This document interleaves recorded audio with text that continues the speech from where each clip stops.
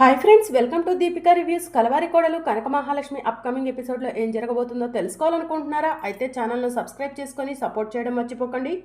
అమ్మా అటు చూడు, యమున అత్తయ్య మొహం ఎంత సంతోషంతో వెలిగిపోతుందో అని సహస్ర అంటూ ఉంటే, చూస్తున్నానే, అన్నీ చూస్తున్నాను అని చెప్పి పద్మాక్షి అంటూ ఉంటుంది. ఆ సంతోషం ఎంతోసేపు ఉండదే. విహారీ లక్ష్మి తన భార్య అని చెప్పిన మరుక్షణమే అందరి మొహాల్లో దుఃఖం చూస్తారు అని పద్మాక్షి అంటూ ఉంటుంది. ఇక మరోవైపు సుభాష్ గన్ను గురిపెట్టి రెడీగా చెట్టు చాటున నుంచొని ఉంటాడు. ఇక విహారీ ప్రెస్ వాళ్ళ దగ్గరకు వెళ్ళి, గుడ్ మార్నింగ్ ఎవ్రీవన్, నేను పిలవగానే వచ్చిన ప్రెస్ శ్రేయభిలాషుల అందరికీ కూడా నేను ధన్యవాదాలు తెలుపుతున్నాను అని చెప్పి విహారీ చెప్తూ ఉంటాడు.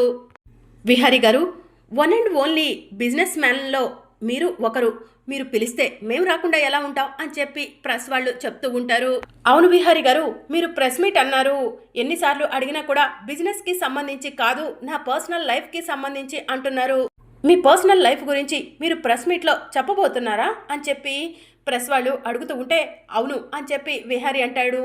అయితే ఏంటో చెప్పండి, మేమంతా కూడా చాలా ఆతృతగా ఎదురు చూస్తున్నాం అని చెప్పి ప్రెస్ వాళ్ళు చెప్తూ ఉంటారు. ఇక మరోవైపు అజ్ఞాత వ్యక్తి, విహారీ నేను ఫోన్ చేస్తుంటే ఫోన్ లిఫ్ట్ చేయట్లేదు కదా, నిన్ను ఎలాగైనా సరే ఇప్పుడు జరుగుతున్న ప్రెస్ మీట్ ఆపేలా చేస్తాను అని చెప్పి ఆ అజ్ఞాత వ్యక్తి మనసులో అనుకుంటూ విహారీకి మెసేజ్ చేస్తాడు. విహారీ మెసేజ్ చూసుకోకుండా, లక్ష్మి ఇలారా అని చెప్పి ప్రెస్ మీట్లో నుంచొని పిలుస్తూ ఉంటాడు. ఇక లక్ష్మి వెళ్ళి విహారీ పక్కన నుంచుంటుంది.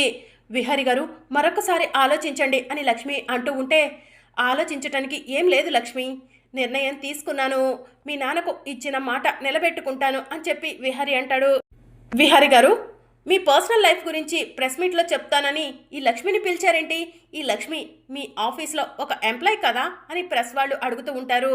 ఇక అప్పుడే మళ్ళీ విహారీ ఫోన్ రింగ్ అవుతూ ఉంటుంది. ఇదేంటి, ఈ నెంబర్ నుంచి పదే పదే కాల్స్ వస్తున్నాయి, అసలు ఎవరు ఈ నెంబర్ అని విహారీ నెంబర్ వైపు చూస్తూ ఉంటే మెసేజ్ కనిపిస్తూ ఉంటుంది. మెసేజ్ ఓపెన్ చేసి చూడగానే, నువ్వు అర్జెంటుగా ప్రెస్ మీట్ ఆపకపోతే మీ అమ్మ పరువు పోతుంది అని చెప్పి మెసేజ్ చూసి విహారీ షాక్ అవుతాడు. ఎవరు, అసలు మా అమ్మ పరువు తీసే అంతటి వాళ్ళు ఎవరున్నారు అని చెప్పి విహారీ మనసులో అనుకుంటాడు.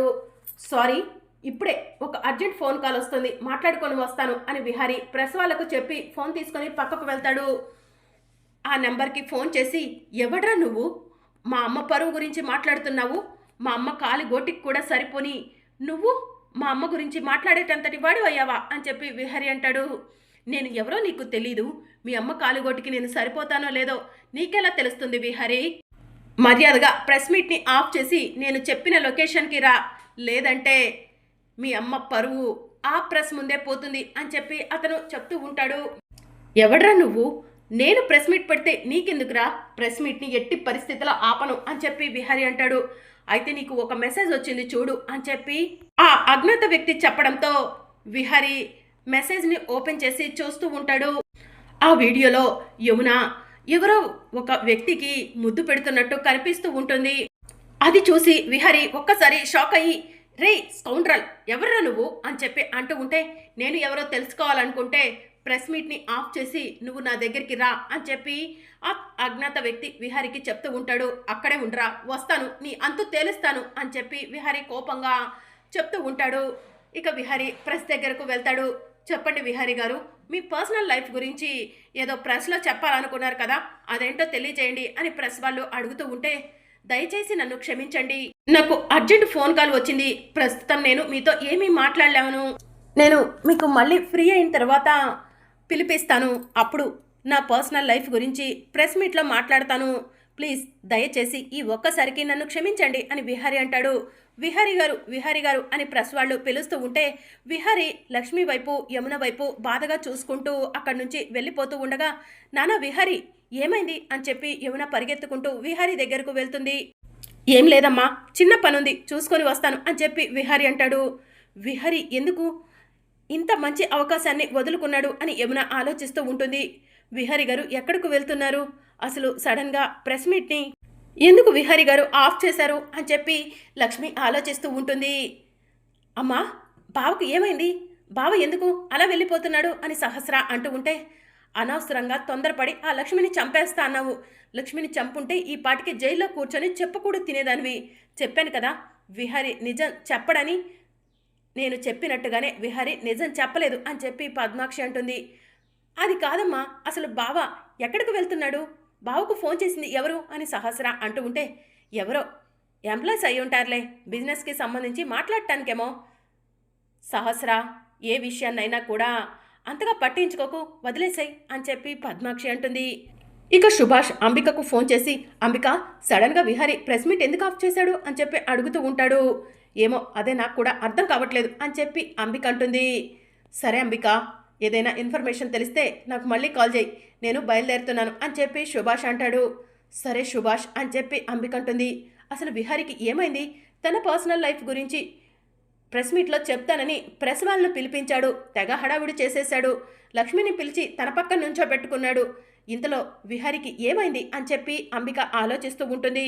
ఇక మరోవైపు విహారీ, నేను చూసింది నిజం కాదు, నిజం కాదు, ఇదంతా అబద్ధం, ఎవరో కావాలని సృష్టించారు, మా అమ్మకు ఏమీ తెలీదు అని చెప్పి విహారీ మనసులో అనుకుంటూ ఆ అజ్ఞాత వ్యక్తి చెప్పిన లొకేషన్కి వెళ్తాడు. విహారీ ఆ అజ్ఞాత వ్యక్తికి కాల్ చేసి, నువ్వు చెప్పిన లొకేషన్కి నేను వచ్చాను అని చెప్పి చెప్తూ ఉంటాడు. అక్కడే వెయిట్ చేయి, 2 minutesలో వస్తాను అని చెప్పి అజ్ఞాత వ్యక్తి అంటాడు. ఇక విహారీ ఆ అజ్ఞాత వ్యక్తి కోసం ఎదురు చూస్తూ ఉంటాడు. అప్పుడే ఆ అజ్ఞాత వ్యక్తి విహారీ దగ్గరకు వస్తాడు. మీరేనా నాకు కాల్ చేసింది, మెసేజ్ చేసింది అని విహారీ అడుగుతూ ఉంటాడు. అవును నేనే అని చెప్పి ఆ అజ్ఞాత వ్యక్తి చెప్తూ ఉంటాడు. యూ స్కౌండ్రల్, మా అమ్మ గురించి తప్పుగా వీడియో చేసి పెడతావా అని విహారీ అతని షర్ట్ పట్టుకుంటాడు. తప్పుగా వీడియో చేసి పెట్టానా? నా దగ్గర ఉన్న వీడియోని నీకు పంపించాను, తప్పుగా వీడియో చేయాల్సిన అవసరం నాకు లేదు అని చెప్పి అతను అంటూ ఉంటాడు.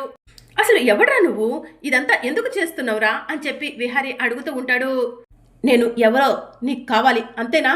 నా ఫోటో తీసుకెళ్ళి మీ అమ్మకు చూపించు, గుర్తుపడుతుందో లేదో తెలుస్తుంది అని చెప్పి ఆ అజ్ఞాత వ్యక్తి విహారీతో చెప్తూ ఉంటాడు. అసలు మా అమ్మకు నీకు ఉన్న సంబంధం ఏంటి అని విహారీ అడుగుతూ ఉంటే, అక్రమ సంబంధం అని చెప్పి అతను చెప్తూ ఉంటాడు. రేయ్, మా అమ్మ గురించి తప్పుగా మాట్లాడతావా, నిన్ను చంపేస్తాను అని విహారీ కోపంగా అంటూ ఉంటే, నన్ను చంపేస్తావా? తండ్రిని చంపేంత పెద్దవాడి అయిపోయావా అని చెప్పి అతను అంటూ ఉంటాడు. ఎవర్రా తండ్రి, ఎవడికి రా తండ్రి అని విహారీ కోపంగా అడుగుతూ ఉంటాడు. నువ్వు నా కొడుకువి, నాకు మీ అమ్మ యమునకి పుట్టిన కొడుకువి అని చెప్పి ఆ అజ్ఞాత వ్యక్తి చెప్తూ ఉంటాడు. నో, నా కన్న తండ్రి హరికృష్ణ అని చెప్పి విహారీ చెప్తూ ఉంటాడు. అలా అని ఎవరు చెప్పారు? నీ కన్న తండ్రి హరికృష్ణ కాదు, నువ్వు నాకు యమునకు పుట్టిన సంతానానివి. ఈ విషయం మీ నాన్న హరికృష్ణకు కూడా తెలుసు అని చెప్పి ఆ అజ్ఞాత వ్యక్తి చెప్తూ ఉంటాడు.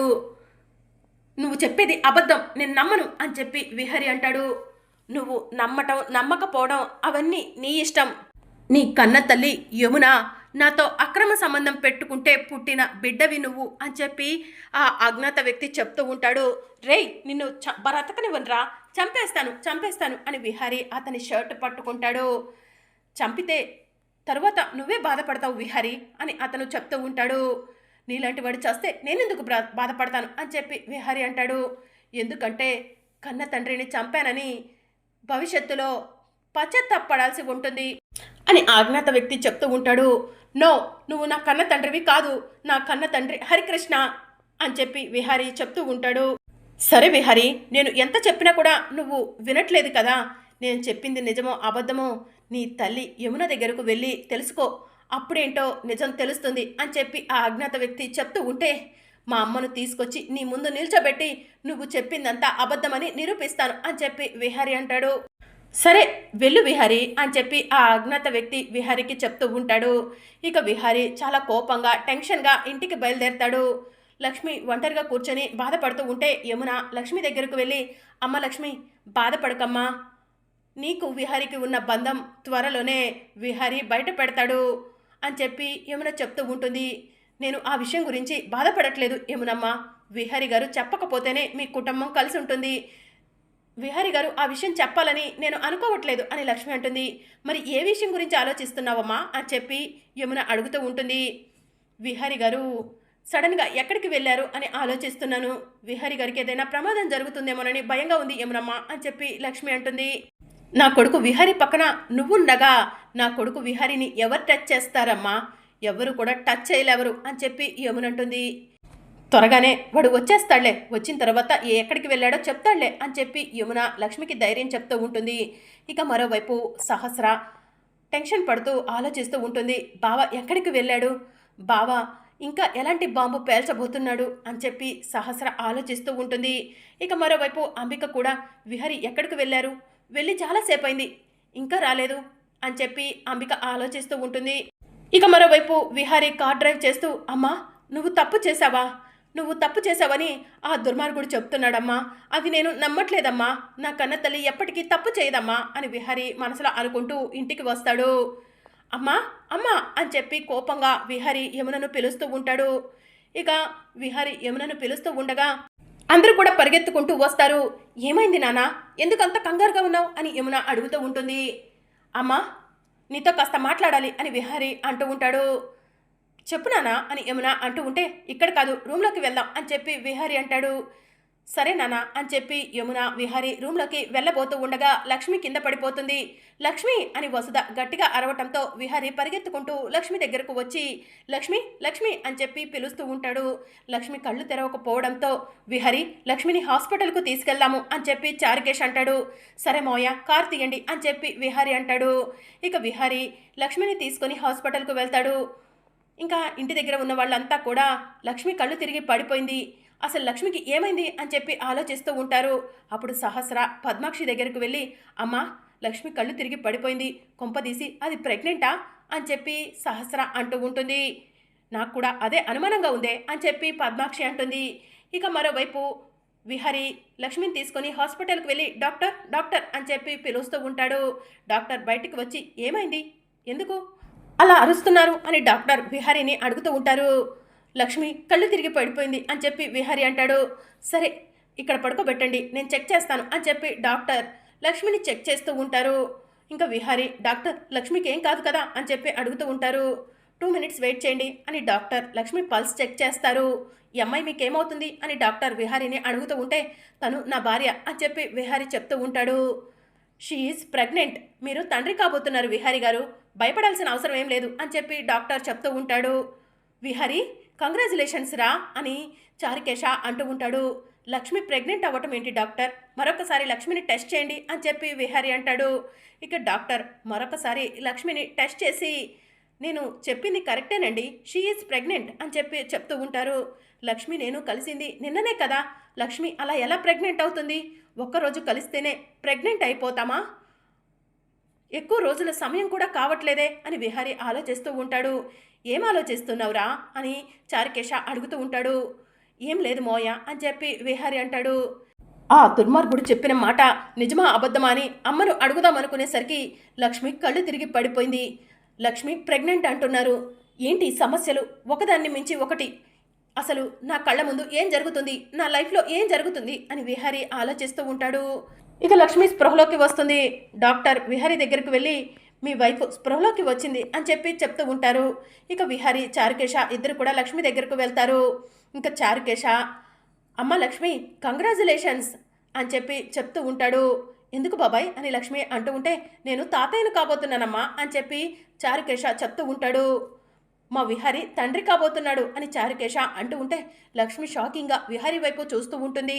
మరి అప్కమింగ్ ఎపిసోడ్లో ఏం జరగనుందో తెలుసుకోవాలనుకుంటున్నారా? అయితే ఛానల్ను సబ్స్క్రైబ్ చేసుకుని సపోర్ట్ చేయడం మర్చిపోకండి. Thank you for watching.